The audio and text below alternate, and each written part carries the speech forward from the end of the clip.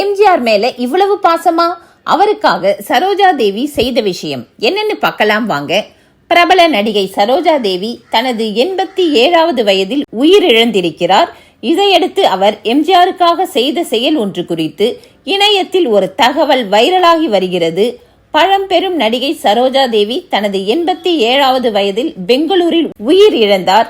முன்னாள் முதலமைச்சரும் நடிகருமான எம்ஜிஆருடன் அதிக படங்களில் நடித்த நடிகைகள் லிஸ்டில் சரோஜா தேவி தான் டாப்பில் இருக்கிறார். இவர்கள் இருவரும் ஆன் ஸ்கிரீன் கெமிஸ்ட்ரி இப்போதைய ரசிகர்களுக்கு பிடித்ததாக இருக்கும்.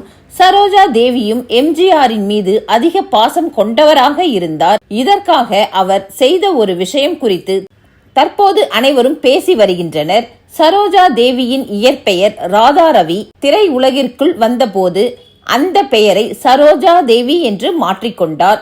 தமிழ், கன்னடம், தெலுங்கு, இந்தி என்று பல தென்னிந்திய மொழி படங்களில் நடித்திருக்கிறார்.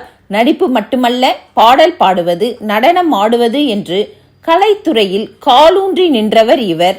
சரோஜா தேவி பெங்களூரை சேர்ந்தவர். கட்டுக்கோப்பான குடும்பத்தில் வளர்க்கப்பட்ட சரோஜா தேவியை அவரது தாய் சினிமாவிற்கு அனுப்பும் போது ஸ்லீவ்லெஸ் டிரெஸ் போடக்கூடாது, ஸ்விம்மிங் சூட் போடக்கூடாது, கவர்ச்சியாக நடிக்க கூடாது என்று கண்டிஷன் போட்டு அனுப்பியிருக்கிறார். இதையடுத்து கன்னட திரையுலகம் மூலம் சினிமாவிற்குள் அறிமுகமானார் சரோஜா தேவி.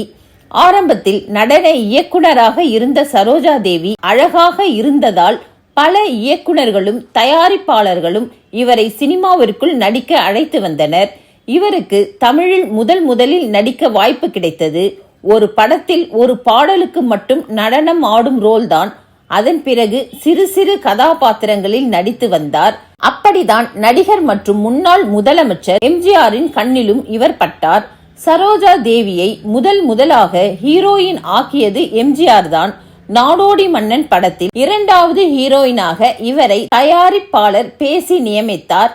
அந்த படம் பெரிய ஹிட் அடிக்க அதன் பிறகு தொடர்ந்து சரோஜா தேவியுடன் இவர் 26 படங்களில் ஜோடியாக நடித்ததாக கூறப்படுகிறது. அன்பே வா, படகோட்டி, நான் ஆணையிட்டால், கலங்கரை விளக்கம், எங்க வீட்டு மாப்பிள்ளை உட்பட பல படங்களை பார்த்தால் தெரியும். எம்ஜிஆர் சரோஜா தேவிக்கு இடையே இருக்கும் ஆன் ஸ்கிரீன் கெமிஸ்ட்ரி என்ன என்றால், இவர்கள் இருவருக்கும் இடையே கிட்டத்தட்ட 21 வருட வயது இடைவேளையும் இருக்கிறது. ஆனால் இவர்களுக்குள் அதிகப்படியான பாசமும் நட்பும் மட்டும் இருந்ததாக கூறப்படுகிறது. சரோஜா தேவி எம்ஜிஆர் மீது மிகுந்த பற்று கொண்டவர். இவருக்கு சில இந்திய தலைவர்களையும் பிடிக்கும். இதனால் தனது 3 குழந்தைகளில் 2 குழந்தைக்கு தலைவர்களின் பெயரை வைத்தார்.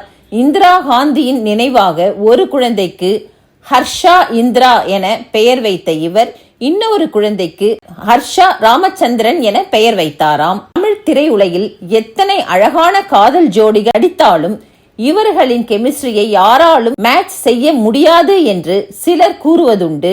சரோஜா தேவி தனது 87வது வயதில் உயிர் இழந்திருப்பது திரை உலகினர் அனைவரையும் சோகத்தில் ஆழ்த்தியிருக்கிறது.